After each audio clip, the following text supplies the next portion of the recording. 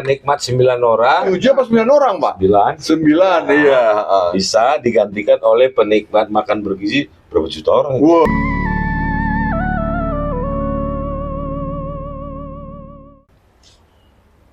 Korupsi 1.000 triliun yang setahunnya 193,7 triliun yang terjadi di subholding Pertamina, anak perusahaan Pertamina. Ini menurut saya memang udah biadab banget lah, Pak. Kejamnya minta ampun pelakunya, karena kan kita yakini rakusnya minta ampun. Udah gak karu-karuan deh. Di luar nalar gitu loh. Orang kok korupsi sampai 1.000 triliun kan gila banget itu, Pak.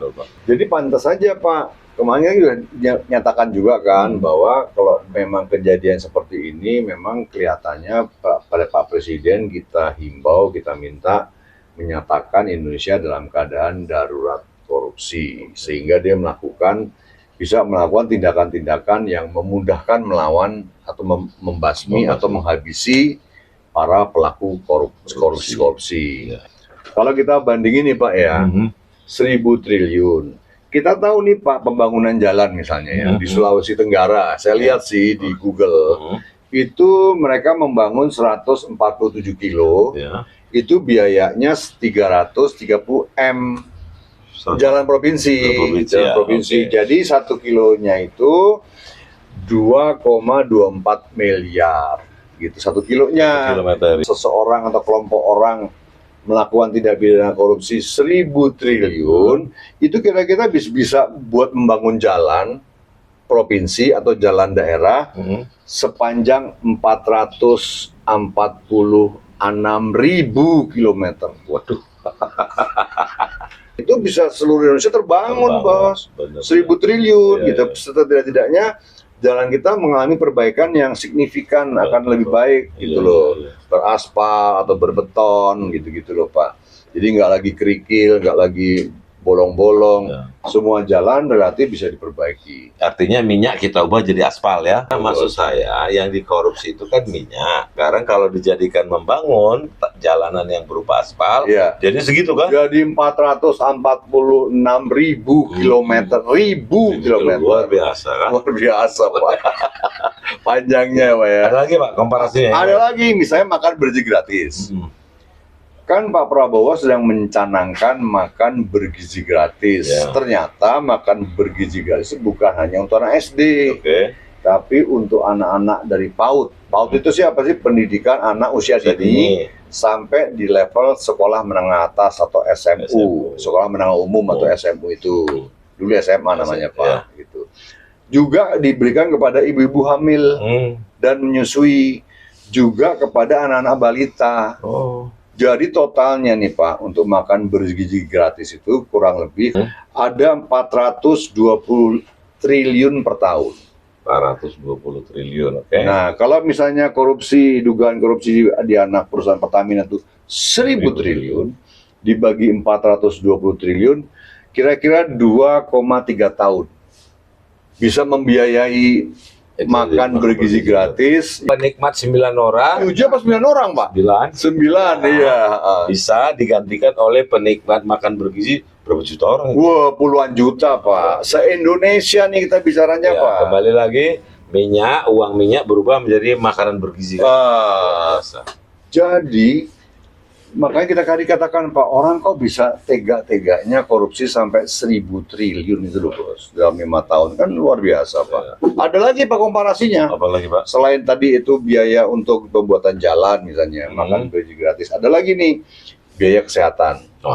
Biaya kesehatan itu anggaran yang manfaatnya dirasakan langsung oleh masyarakat itu kurang lebih 194,4 triliun per tahun.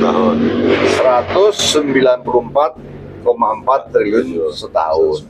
Kalau ada 9 orang ini melakukan dugaan korupsi 1.000 triliun, maka 1.000 triliun dibagi 194 triliun itu kira-kira bisa mengantisipasi kesehatan selama 5,15 tahun. 5 tahunan lah. 5 tahun lah. 5 tahunan tuh masyarakat akan terpenuhi kesehatannya. Kalau setahunnya 194 triliun. Coba bayangkan. Kan luar biasa, Bos. Ini 9 orang, ini jutaan orang gitu.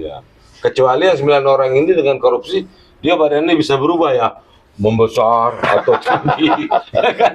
Pokoknya dia jadi manusia super, boleh silakan. Ya, yang Dia besar, manusia gitu-gitu aja kan? yang besar bukan orangnya tapi rekeningnya di, Iya kan? yang besar rekeningnya di banknya bank luar negeri jangan-jangan, bukan di bank dalam negeri Iya Pak ya kan? gitu. Kayaknya Ya. manusia gitu-gitu aja dia. Iya. Korupsi minyak jadi kesehatan. Kesehatan kan luar Untuk biasa. 5 tahunan 5 untuk tahun, seluruh rakyat Indonesia Ya. yang membutuhkan kesehatan. Oke Pak, yang lain Pak. Satu lagi tentang rumah gratis yang dicanangkan oleh Pak Presiden Prabowo. Mereka akan membangun 3 juta rumah, unit rumah sederhana bagi rakyat, karena kan rumah gratis. Kecil, ya. Dibangunnya di pesisir, pantai, di pedesaan, dan di pinggir-pinggir kota. Oke. Itu 3 tempat itu. Dikira-kira satu rumahnya itu 100 jutaan pembangunannya. Oke. Emang ukuran rumahnya sih 36 meter persegi, Oke, tanahnya itu 60. Oke. Tanahnya 60 meter, luas rumahnya 36. Ya kamar 2 lah buat keluarga-keluarga baru. Ya orang rumah gratis, Bos. Cukup lah. Ya nanti kalau punya rezeki sendiri, Bisa orang itu ke atas. bisa meningkatkan rumahnya gitu. Jadi kalau 1.000 triliun orang korupsi itu, bila satu rumahnya 100 juta, bisa bikin 10 juta rumah. Luar biasa Pak ya. Jadi memang korupsi itu benar-benar betul itu dikatakan sebagai kejahatan terhadap kemanusiaan. Coba. Jadi 9 orang ini Pak menghilangkan kesempatan rakyat memiliki 10 juta rumah. Artinya mereka berutang nih sekarang kepada rakyat kan? Ya harusnya gitu, makanya kan kita katakan rancangan undang-undang perampasan aset itu harus segera berubah menjadi undang-undang perampasan aset. Ya. Di sisi lain Pak, Ya. sekarang kan Pak Prabowo juga sedang mencanangkan sekolah rakyat. Oke. Ya, sekolah rakyat itu diperkirakan satu sekolah rakyat itu memerlukan biaya 100 miliar setahun. Ya. Setahun. Jadi kalau ada kelompok orang yang korupsi 1.000 triliun, 1.000 triliun dibagi dengan 100 miliar, kira-kira ada 10.000 sekolah baru dibangun. 10.000 sekolah rakyat dibangun. Luar biasa ya. Luar biasa Pak. Makanya memang kejahatan korupsi di negeri kita ini memang sudah di luar nalar akal sehat Pak. Ya. Bagi saya sih, kalau Pak Yasin gimana? Memang udah sadis banget Pak. Udah sadis banget mereka ini.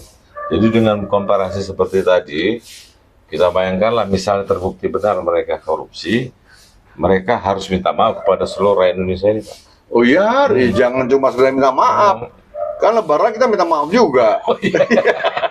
Masing-masing orang malah minta maaf kalau lebaran. Artinya maksud saya, hukumannya mereka harus bisa terima yang setinggi-tinggi. Rancangan undang-undang perampasan aset itu harus segera diubah, harus segera menjadi undang-undang perampasan aset. Ya. Mudah-mudahan isinya benar-benar perampasan aset. Benar-benar pemiskinan terhadap para pelaku dugaan kasus korupsi. Iya, iya.